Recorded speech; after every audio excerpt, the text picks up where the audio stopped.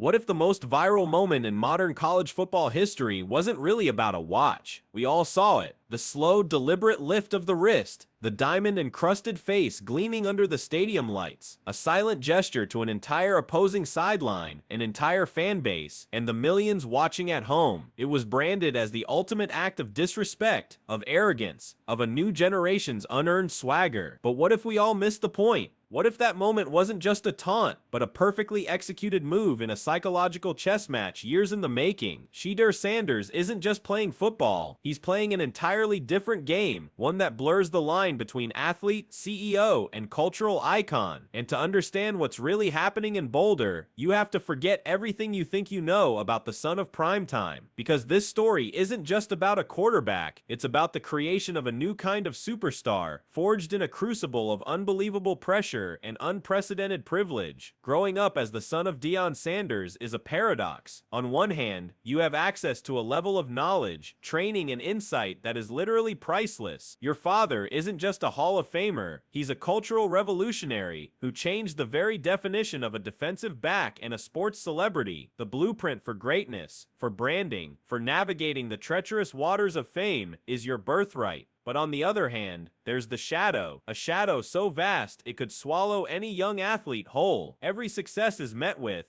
well, of course, look who his dad is. Every failure is magnified, seen as a crack in the royal bloodline. Most kids in that position would crumble, or they'd run from the legacy. Shedeur chose to lean into it, to absorb it, and ultimately to weaponize it. This brings us to one of the first and most brilliant strategic moves of his career, going to Jackson State. To the outside world, it looked like a step down. A Power 5 talent choosing an HBCU over the bright lights of the SEC or Big Ten. It seemed like pure nepotism, just a kid following his dad. But that's the surface level take. The reality is, it was a masterstroke. Jackson State wasn't a step down, it was a controlled environment. It was an incubator. In the SWAC, Shedeur wasn't just another talented quarterback trying to claw his way up a depth chart. He was the centerpiece of a revolution. He was given the keys to an entire program, an entire culture, and tasked with leading it back to glory. It allowed him to develop not just as a player, but as a leader, a face of the franchise, all while being mentored daily by the one person who understood the mission completely. He wasn't just learning a playbook, he was learning how to handle the crushing weight of expectation, how to be the guy. He threw for nearly 7,000 yards and 70 touchdowns in 2 seasons, winning back-to-back SWAC championships. By the time he was ready for Colorado, he wasn't a promising prospect anymore. He was a proven winner with a legend already attached to his name. Of course, the architect of this entire plan was right there on the sideline. You can't talk about Shedeur without talking about Deion, but not in the way most people think. Deion isn't just his coach or his father, he's the architect of Shedeur's belief system. Remember the famous line when Deion took the Colorado job? "I'm bringing my luggage, and it's Lewis." Shedeur wasn't just a part of that luggage, he was the centerpiece. Deion has cultivated a mindset in his son that is borderline bulletproof. It's a philosophy built on relentless work ethic, yes, but also on the power of declaration. You speak your success into existence. You carry yourself as a champion before you've even won the belt. It's a transfer of confidence that is so absolute, it borders on a superpower. When your father is primetime, and he tells you every single day that you are not just great, but destined for it, that belief becomes embedded in your DNA. It's not arrogance if you genuinely believe it's your destiny, and you have the receipts from your past success to back it up. But here's the critical part that gets lost in all the talk about watches and confidence. None of it would matter if he couldn't actually play. The Flash is built on a foundation of pure unadulterated substance. If you turn on the tape from that legendary opening game against TCU, the game that put Colorado on the map, don't just watch the highlights. Watch the boring plays. Watch his pre-snap process. You see a quarterback who is not just gifted, but cerebral. He's identifying blitzes, changing protections at the line, and processing information at an elite level. His mechanics are clean, his release is lightning quick, and his pocket movement, while sometimes a point of contention we'll get to later, often shows a veteran's poise. He's not just slinging it, he's a surgeon. He understands that the 5-yard checkdown to keep the chains moving is just as important as the 70-yard bomb. The audacity you see in press conferences is earned in the film room. He put up a school record 5 510 passing yards that day because he outthought and outplayed a team that had just competed for a national championship. The legendary persona is just the marketing for a very, very good product. That persona is carefully managed, especially when he's in front of a microphone. Shedeur's press conferences are a masterclass in narrative control. He has this unique ability to be both incredibly charming and dismissively confident in the same breath. He's adopted his father's talent for sound bites, for creating headlines that reinforce his brand. When a reporter from a rival school tried to rattle him after the Colorado State game, Shedeur just smiled and said, "The coach was hating, but you gotta be a man at the end of the day. You can't get mad and throw stuff. I was just waiting for the perfect moment." He doesn't get flustered. He absorbs the energy and flips it. He understands that in the modern media landscape, the battle for perception is just as important as the battle on the field. He's not just answering questions, he's conducting an orchestra, and he has the media playing his tune. This calculated approach extends far beyond the football field. Shedeur isn't just an athlete, he is the quintessential CEO quarterback. Long before he ever took a snap at Colorado, he was making major moves in the NIL space. He was the first HBCU player to sign with Gatorade. He signed a massive deal with Tom Brady's Brady brand clothing line. He has his own merchandise, his own logos, his own carefully curated brand identity. This isn't a kid just cashing checks. He is actively building an empire. This business acumen is central to understanding his mindset. He sees himself as a corporation. Every move, every post, every interview is a branding opportunity. It's why the criticism of his bling misses the mark. To him, the cars, the jewelry, the watches, they aren't just toys. They are assets. They are props in the movie of his life that he is directing, producing, and starring in. It's a physical manifestation of the success he has both achieved and believes he is destined for. And that brings us back to the moment, the watch flex, the Shedeur. After a bitter, nasty rivalry week, where Colorado State's coach Jay Norvell took a personal shot at Shedeur Sanders for wearing sunglasses in interviews, the game became personal. Colorado State played dirty, even injuring Travis Hunter on a late hit. The game went to a dramatic double overtime. After leading the game-tying 98-yard drive with under a minute to go, and then sealing the win, Shedeur didn't just celebrate. He performed a premeditated act of psychological and branding warfare. He walked over to the section of Colorado State fans and flashed his watch. He did it again to the ESPN cameras. He wasn't just saying we won. He was saying your time is up. My time is now. He knew the cameras were on him. He knew it would go viral. In one single, silent gesture, he created an iconic, instantly recognizable signature move. It became a meme, a t-shirt, a cultural moment. That's not arrogance. That is branding genius. It was the perfect final punctuation on a narrative that the opposing coach had started. But what happens when the shield of invincibility cracks? The 2023 season wasn't all record-breaking wins and watch flexing. The trip to Oregon was a brutal reality check, a 42-6 beatdown, where the Ducks coach, Dan Lanning, delivered his own viral pre-game speech, saying Colorado was fighting for clicks, we're fighting for wins. After the game, Shedeur was subdued, but not broken. He was accountable. He said simply, "One game doesn't define us." A few weeks later, a similar story against a tough UCLA team. The confidence was still there, but it was tempered by the harsh reality of playing elite competition with a flawed roster. These moments are just as important as the wins. They reveal a different side of the calculated audacity. It shows that the mindset isn't just for when you're on top. It's also the armor you wear when you get knocked down. You don't let one loss, or even a blowout, change who you are or what you're building. You absorb the lesson, and you keep moving. However, that armor has sometimes been perceived as callousness, especially during the firestorm around the transfer portal. After the season, as a wave of players transferred out of Colorado, Shedeur made comments that were seen by many as classless. He publicly questioned the departing players' commitment and talent, essentially saying they weren't good enough for the vision. In one exchange, a former teammate posted his own stats, and Shedeur replied bluntly, "I pray you finish your degree." It was a cold, brutal takedown, and while it drew heavy criticism, if you look at it through the lens of the CEO quarterback, it makes a strange kind of sense. In the ruthless world of corporate restructuring. You don't get sentimental about employees who don't fit the new corporate culture. It was a clear, unambiguous message. This is a business. We are here to build a championship roster, and if you aren't an elite asset, you will be replaced. It's a harsh philosophy, but it's consistent with the brand of unapologetic excellence he and his father are building. Of course, the biggest on-field question mark hanging over Shedeur is the 52 sacks. It's a staggering number, one of the highest in the nation. The easy answer is to blame the offensive line, which was, to put it mildly, a work in progress, and that's a huge part of the story. He was constantly running for his life, but a more nuanced analysis has to acknowledge his own role. Sometimes, Shedeur's supreme confidence in his arm and his playmaking ability leads him to hold onto the ball for a fraction of a second too long. He extends plays, searching for the home run, when a quicker throwaway would be the smarter, safer play. It's the gunslinger's paradox. The same instinct that allows him to lead a 98-yard game-winning drive is the same one that contributes to a drive-killing sack. It's the one area of his game where his audacity might actually be a double-edged sword. Recognizing this, Deion made another shrewd move,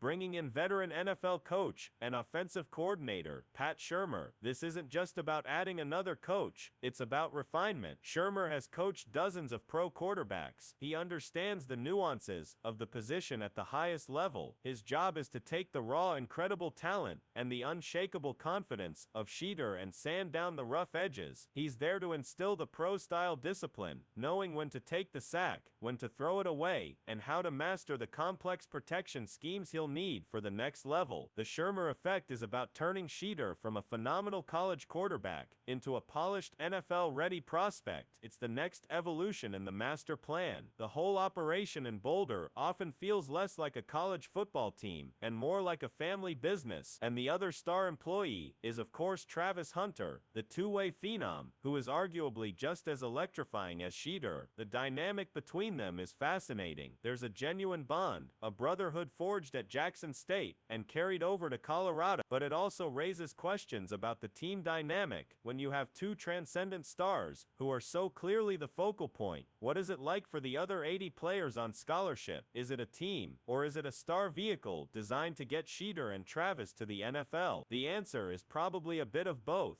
but the prime philosophy is that a rising tide lifts all boats. The national attention, the TV deals, the packed stadiums, it benefits everyone. Still, it's a delicate balancing act that is unlike almost any other in college football. All of this leads to the ultimate question: what do NFL scouts really think? Publicly, the hype is deafening. He's a projected first-round pick, maybe even a top 5 pick. The arm talent is undeniable. The poise is off the charts. The big game production is there on tape. But scouts have to look deeper. They'll see the 52 sacks and wonder about his internal clock. They'll hear the press conferences and see the watch flex and have to ask the character questions. Is he a true leader, or is he just a brand? Is the confidence genuine, or is it a mask for immaturity? This is the dilemma of Shedeur Sanders. An old-school scout might see red flags everywhere, but a modern progressive GM might see the future, a quarterback who is not only ready for the on-field pressure, but has already mastered the off-field media circus that cripples so many young players. They might see a player who isn't a character risk, but a marketing goldmine. As he enters his second, and likely final, season at Colorado, the pressure has reached a fever pitch. The element of surprise is gone. Everyone knows who Shedeur Sanders is now. The offensive line has been rebuilt through the transfer portal. The schedule is just as brutal. He needs to not only replicate his incredible statistical season, but also turn it into more wins. He needs to show that he has grown, that he's learned from the sacks and the losses, and that he's ready to take the final step. The sophomore gauntlet will be the ultimate test of his calculated audacity. Can the mindset that built the legend now deliver a championship contender? The whole world will be watching. So when you look at Shedeur Sanders, try to see beyond the surface, the flash, the confidence, the legendary talk. It's not just noise, it's a signal. It's a meticulously constructed identity, a fusion of elite elite skill, business savvy, and psychological warfare, all designed to thrive in the chaotic high-stakes world of modern football. He's not just the son of a legend, he is the active author of his own. The story is far from over, and it leaves us with a fascinating question for the future of sports. Is this the new blueprint for stardom, a ruthless combination of talent and branding that every young athlete will try to copy? Or is Shedeur Sanders a once-in-a-generation phenomenon, a perfect storm of lineage, timing and talent that can never truly be replicated? What do you think his legacy will truly be? Let me know your thoughts down in the comments below. And if you enjoyed this deep dive,